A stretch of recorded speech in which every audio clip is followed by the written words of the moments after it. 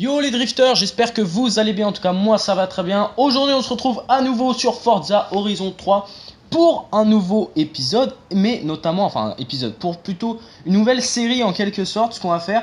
Donc je l'ai nommé, donc je sais pas encore vraiment le titre, mais normalement ça devrait être de 0 à 100 Game in Life. Donc en fait qu'est-ce que ça veut dire de 0 à 100 Game in Life? On va tout simplement voir si les voitures de Forza Horizon 3 qui sont des voitures représentatives des vraies voitures dans la vraie vie, savoir s'ils font vraiment les mêmes temps ou quasiment les mêmes temps de 0 à 100 sur une ligne droite avec une voiture et une voiture non personnalisée. Donc on va voir si le temps est exact et on fera ça avec plusieurs véhicules. Et aujourd'hui on commence avec la Dodge Charger de 1969 si je ne me trompe pas. C'est fort probable que ça soit celle de 1960. Non, c'est 1969, je vérifie actuellement.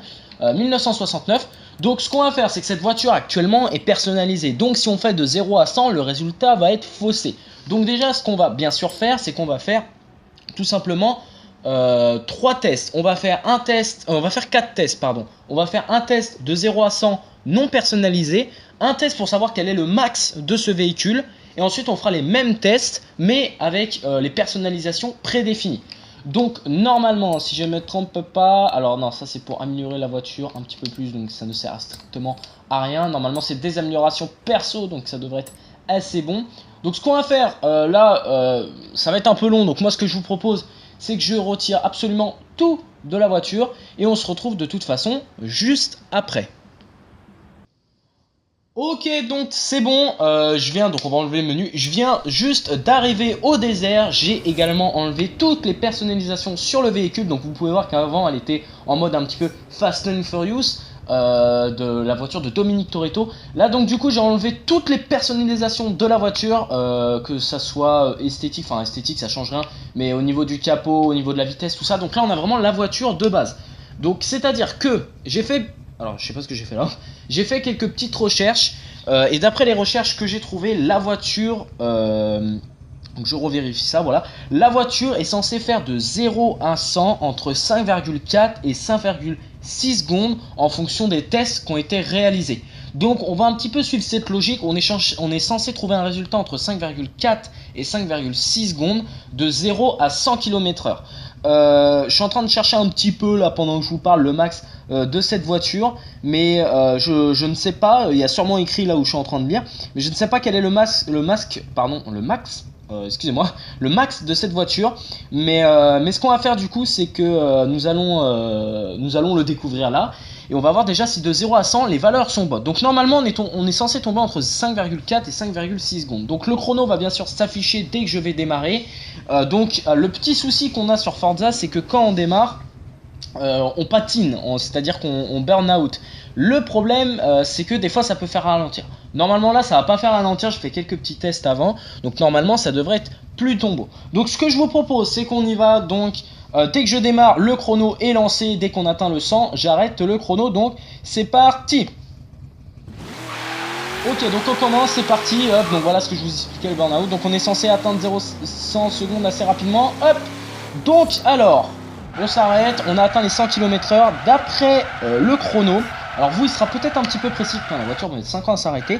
Moi j'ai pas 5,4 et 5,6 secondes, hein. Moi j'ai 7 secondes, donc du coup vous devriez avoir peut-être un peu moins. Moi j'ai 7 secondes, peut-être 6 en comptant avec vous. Mais donc du coup j'ai pas vraiment les valeurs annoncées. Ce qui est un petit peu dommage. En même temps, on peut pas réaliser un jeu 100% réaliste. Surtout Forza Horizon 3 n'est pas un jeu 100% réaliste naturellement. Ce qui est tout à fait normal. Je suis en train de regarder un petit peu, de voir si les autres Dodge Charger, il n'y a pas une de ces valeurs là. Mais d'après les valeurs qu'on a, ce sont quasiment tous les mêmes valeurs pour toutes les Dodge de 1969. Il y en a pas une qui atteint les 6. Alors il y en a peut-être une qui peut éventuellement atteindre les 6 secondes. Donc après ça dépend vraiment les modèles. Mais en moyenne, quand on regarde les km/h, bah on est sur du 5,8, 6. Donc on va dire que à quelques millisecondes près, hein, personnellement, on est plutôt bien. À quelques millisecondes près. Donc on va dire que le jeu n'est pas à 100% réaliste sur ça, mais qu'il s'approche pas mal de la réalité, et ce qui est plutôt cool. Il faut savoir que Forza Horizon n'est pas un jeu très réaliste au niveau de la conduite, Forza Motorsport, donc tous les Forza Motorsport le sont beaucoup plus. Mais moi je préfère Forza Horizon du fait qu'on a une facilité de conduire un petit peu mieux. Et on peut voir que même si ce n'est pas un jeu 100% réaliste, on s'approche des valeurs données, donc ce qui est plutôt cool. Ce qu'on va faire maintenant, c'est qu'on va repartir de l'autre côté et on va voir ce que vaut la voiture tout simplement. Alors s'il te plaît, arrête de continuer. On va voir tout simplement ce que vaut la voiture quand on fait de 0 à max. Donc quel est le max du véhicule. Alors j'espère, parce que selon les voitures qu'on va avoir, la distance ici n'est pas assez grande. Normalement oui, donc on va bien sûr démarrer de 0, forcément. Hop, on part bien de loin pour pas avoir de soucis. Donc on va juste reculer légèrement encore, voilà. Et là c'est parti, donc let's go, on teste, on voit si quel est le max de ce véhicule. Je l'ai jamais fait personnellement, parce que dès que j'ai acheté la Dodge Charger, je l'ai amélioré. Donc c'est parti, donc je suis quasiment sûr que la voiture devrait atteindre les 200 km/h sans grande difficulté. Et si elle peut aller un peu plus loin, finalement on va avoir du mal d'atteindre peut-être les 200 km/h, si. Est-ce qu'elle ira un peu plus loin? Il y a peut-être possibilité, on a fait que la moitié du chemin. On peut voir que ça ralentit pas mal, on est à la dernière vitesse, on est à 228, 230, 230, et bah le max c'est 230, 231, ce qui est plutôt pas mal, et d'après les valeurs que j'ai trouvées, et bah ça serait quasiment ça, donc on est sur quelque chose qui est plutôt pas mal. Alors là on va partir très très loin dans la progresse, ça fait plaisir. Donc alors d'après les valeurs qu'on a trouvées, c'est quasiment similaire à peut-être 2, 3, peut-être maximum 5 km/h de différence.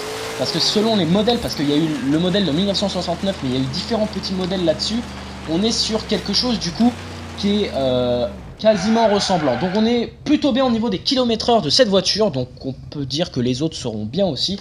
Donc moi, ce que je vous propose maintenant, c'est que je retourne remettre toutes les améliorations que j'avais mis précédemment sur la voiture, et on se retrouve à nouveau à cet endroit-là, pour du coup voir quel est le 0 à 100 avec la voiture améliorée et le max de la voiture avec la voiture améliorée. Donc on se retrouve tout de suite. Ok, donc du coup, on va enlever le menu, voilà. Je viens d'améliorer la voiture, donc normalement elle est améliorée au maximum possible. Donc on est un petit peu là sur du Vin Diesel, hein. La voiture est plutôt sympathique. Alors, normalement on est censé avoir beaucoup de puissance avec ce véhicule, donc le 0 à 100 sera sûrement très rapide. A voir s'il n'est pas trop rapide. Je n'ai pas de valeur à trouver sur internet parce qu'il y en a qui font différentes modifications dans la vraie vie, donc on n'a pas toujours les mêmes valeurs.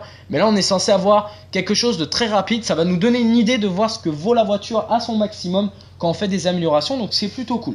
Ensuite on fera bien sûr le test pour savoir quel est le maximum naturellement. Moi ce que je vous propose déjà, c'est ce qu'on va faire en premier, c'est le test pour voir quel est le maximum de cette voiture améliorée au maximum.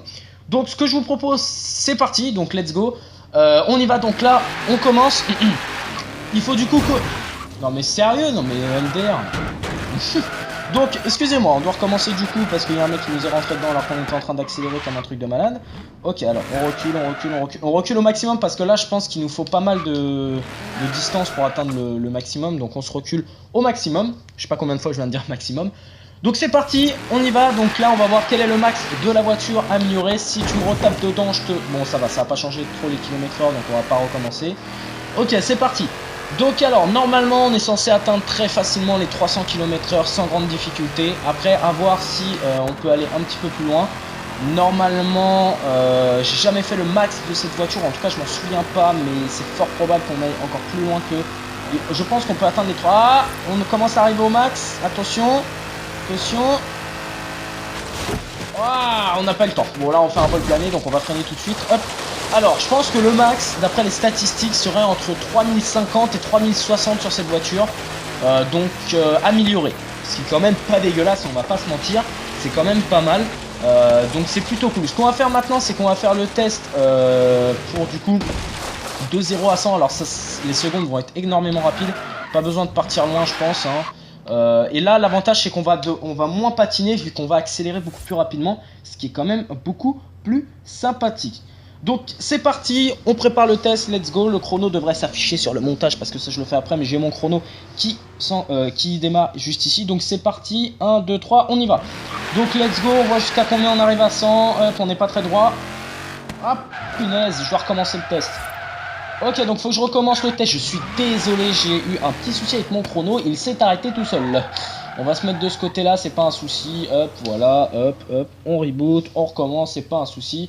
Là, on devrait y arriver assez facilement. Donc, c'est parti. Hop, let's go. Donc, le chrono ne devrait pas s'arrêter normalement. On espère. Hop, 4 secondes 30 sur mon chrono. Vous avez peut-être un peu moins ou un petit peu plus. Ça dépend comment j'ai géré le montage et surtout comment j'ai géré mon chrono actuellement. Donc, on fait de 0 à 100 en 4 secondes. Personnellement, c'est pas mal. C'est pas mal, mais j'avais peur que ça soit beaucoup trop irréaliste, qu'on fasse genre 2,5 secondes, 2,6 secondes, comme les Lamborghini ou les petits trucs comme ça qui sont, enfin les voitures comme ça qui sont très puissantes. Là, heureusement, on a fait que 4,30 secondes, donc c'est réaliste, donc c'est plutôt cool. Donc voilà, donc écoutez, moi ce que je vous propose, c'est que on s'arrête là. Il va y avoir plusieurs épisodes comme ça, c'est un petit peu une série, on va avoir plusieurs épisodes, on va faire ça avec plusieurs véhicules. J'espère que la qualité de son a été un peu mieux. Normalement, j'enregistre avec autre chose, donc ça devrait être une meilleure qualité. Petite info également, mes qualités de vidéo, j'aimerais en parler très rapidement, après on se quitte. Voilà. Il faut savoir que la vidéo que vous avez vue, la dernière vidéo est en 1080p. Toutes les vidéos comme ça que vous allez voir qui dépassent les plus de 10 minutes feront à peu près, enfin ils feront plus de 10 minutes, c'est ça que je voulais dire. Mais ils feront en qualité 720p, je n'ai pas le choix parce qu'au niveau du screen, de la Xbox, tout ça, du montage, c'est plus simple. Ils feront 720p, mais par contre les montages photos et les montages drift que vous allez avoir régulièrement, eux, vu qu'ils font en moyenne 2 à 3-4 minutes, vous allez avoir la possibilité de les avoir en 1080p. Donc est-ce que c'est pas sympathique ? Si, je pense, voilà. Donc écoutez, j'espère que cette vidéo vous a plu. En tout cas, on se retrouve très vite pour une prochaine vidéo. N'hésitez pas à vous abonner et mettre un j'aime. Et à la prochaine.